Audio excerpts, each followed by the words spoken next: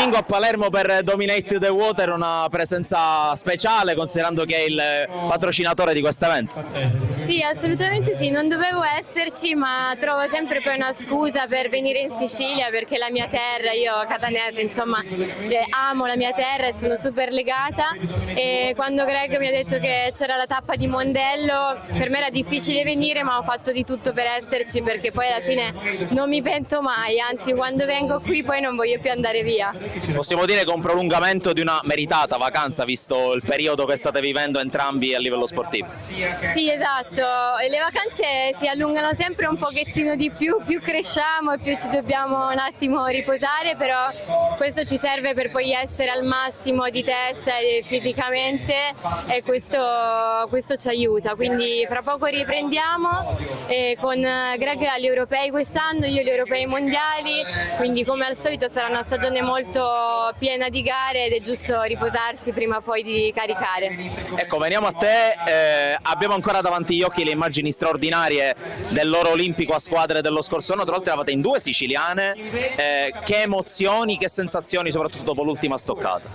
Sì, 2 siciliane e 2 friulane, fa ridere, sembra una barzelletta, e è stata una gara assurda, una gara lottata fino alla fine dove abbiamo faticato con la Francia, avevamo il tifo contro, tante dinamiche complicate che abbiamo superato, e forse è stato ancora più emozionante proprio perché è stato difficile, è stato bello condividere questo momento anche insieme alla mia compagna, conterranea, amica, compagna di stanza, compagna di squadra Alberta Santuccio.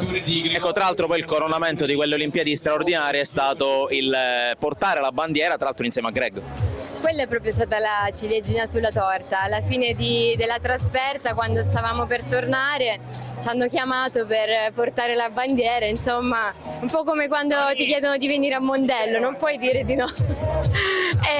Ed è stato bellissimo, è stata un'emozione unica perché oltre a portare la bandiera l'abbiamo portata insieme, quindi quella è stata una cosa emozionante che ci rimarrà tutta la vita in testa. Ecco, tu facevi cenno ai prossimi impegni a fine 2025, in quale condizioni arrivi e soprattutto quali sono le sensazioni, considerando che le italiane nella scherma in generale ormai sono considerate praticamente al top? Sì, le atlete italiane sono considerate al top, infatti bisogna lavorare tanto perché ci contendiamo quei pochi posti che ci sono, però questa cosa mi stimola tantissimo. Tanti anni fa facevo un po', magari mi sedevo sulla poltrona in certi momenti perché sapevo che comunque ci sarei riuscita a qualificarmi, a fare tutto. Adesso invece bisogna lavorare e questo mi porta ad alzare l'asticella, quindi è molto meglio così.